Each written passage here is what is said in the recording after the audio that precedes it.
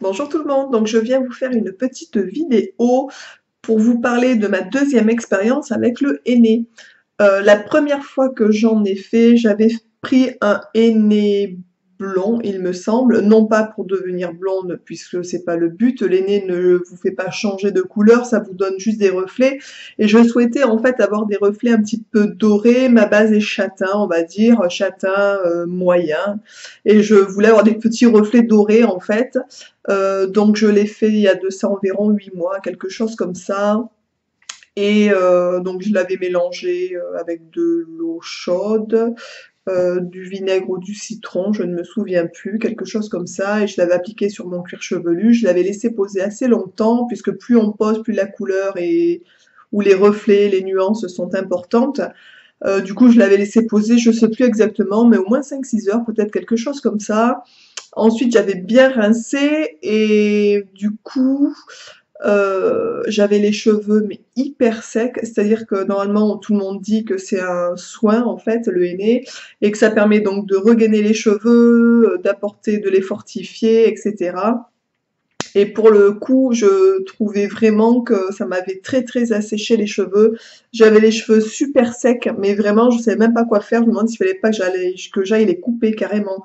Donc j'avais fait plusieurs bains d'huile pour essayer de les récupérer, ce que j'avais fait. Et quand ça avait poussé un tout petit peu, j'avais été les couper. J'avais été assez déçue, je voulais pas recommencer.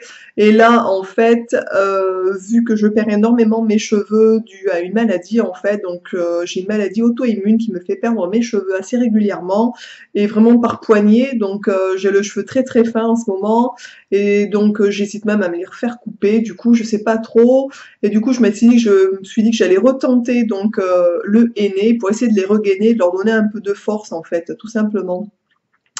Voilà, donc aujourd'hui, je souhaitais avoir des reflets cuivrés. J'aime beaucoup en fait ces reflets-là aussi, un peu orange du coup.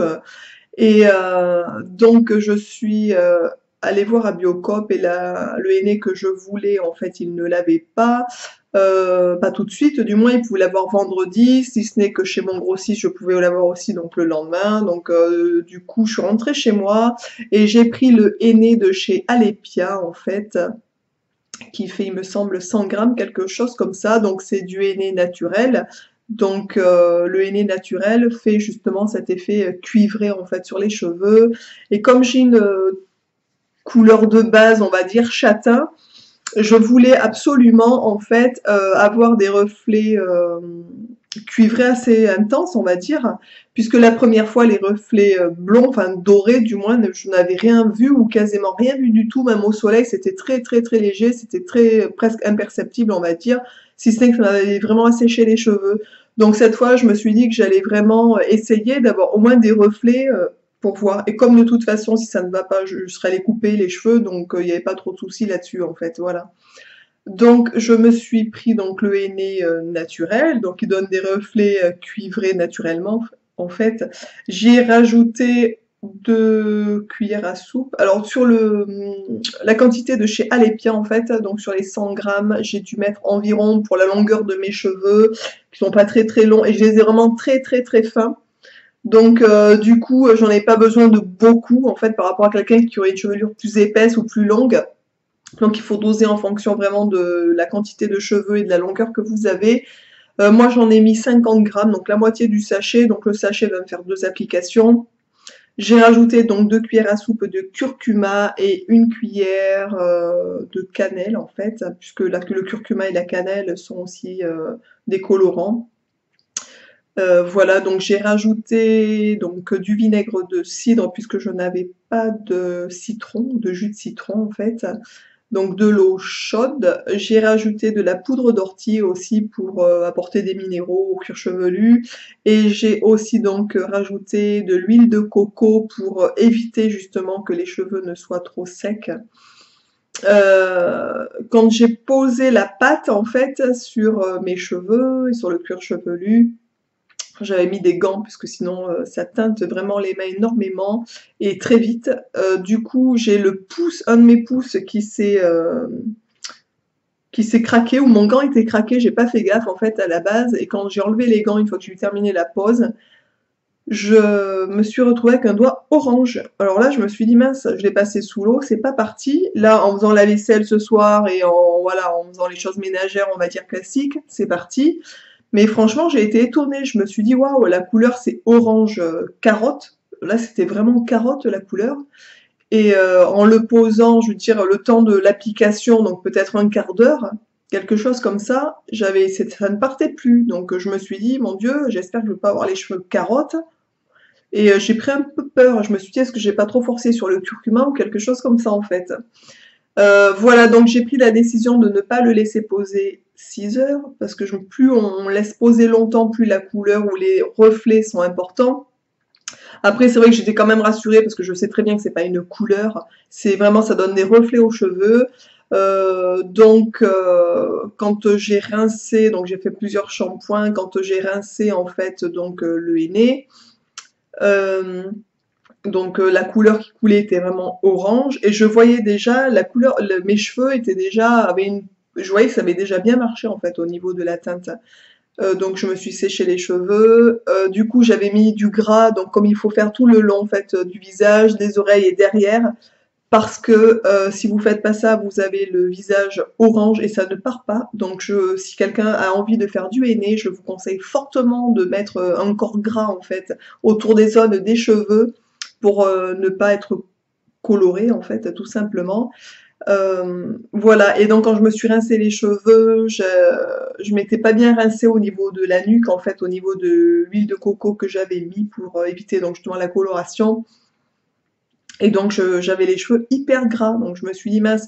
Et en plus j'avais le crâne qui était orange, c'est-à-dire qu'on voyait, d'ailleurs je sais pas, ça se voit beaucoup moins pour le coup, mais partout ici en fait, j'étais orange carotte, c'est-à-dire qu'on voyait vraiment mon cuir chevelu orange. Et là je me suis dit ça va pas le faire non plus, ça fait vraiment bizarre quand même. Donc normalement quand on fait un henné, il ne faut pas se laver les cheveux pendant 2-3 jours, histoire que la couleur imprègne bien le cheveu, ce qui est logique en fait, pour pas rincer. J'ai pris la décision, vu que la couleur que j'avais obtenue me convenait, je trouvais que c'était assez intense quand même, du coup j'ai pris la décision de me laver la tête, en fait, de me faire 2 shampoings, il me semble que j'en ai même fait 2, pour enlever donc le côté gras des cheveux en fait tout simplement. Et du coup ça m'a aussi enlevé donc le orange du cuir chevelu. Parce que même là sur les côtés, là ça se voit plus, mais sur les côtés là j'étais vraiment orange, là ça se voit plus en fait, c'est parti avec le shampoing. Donc voilà, donc je me suis séché les cheveux, voilà, et donc la couleur obtenue me plaît énormément en fait, du coup ça me fait vraiment des reflets là, donc il y a un petit peu de lumière, mais quand c'est à l'extérieur au soleil, ça fait vraiment orange, enfin orange, on va dire cuivre, ça fait des reflets très cuivrés, je trouve ça très joli. Et même là, je sais pas si vous voyez avec la lumière, du coup j'essaye de bouger un peu.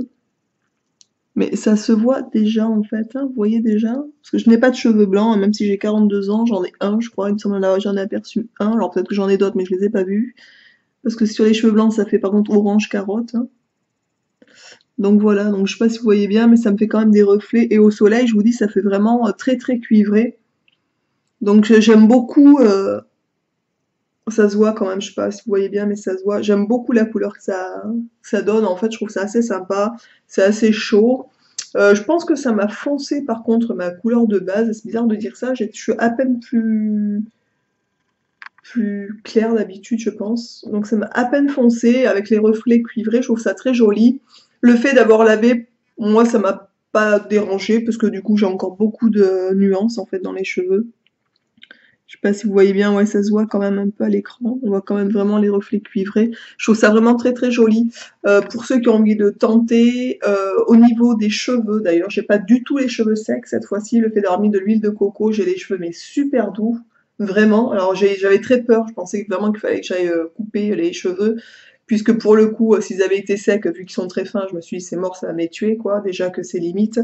Donc voilà, donc pas du tout, j'ai les cheveux vraiment très très très doux, ce qui est assez impressionnant par rapport à la première application que j'ai faite. Pourtant je prends tout le temps des super bons produits, donc Alepias, son henné naturel est très bon, il n'y a pas de saloperie à l'intérieur. Et sinon je prends la marque Santifolia, la marque donc que je vends sur le site en fait, qui est une très bonne marque pour le henné, dont la composition est vraiment très bien. Voilà, sachant que vous pouvez trouver aussi du henné en grande surface, faites très attention au niveau de la composition, il y a des produits chimiques à l'intérieur dans certains.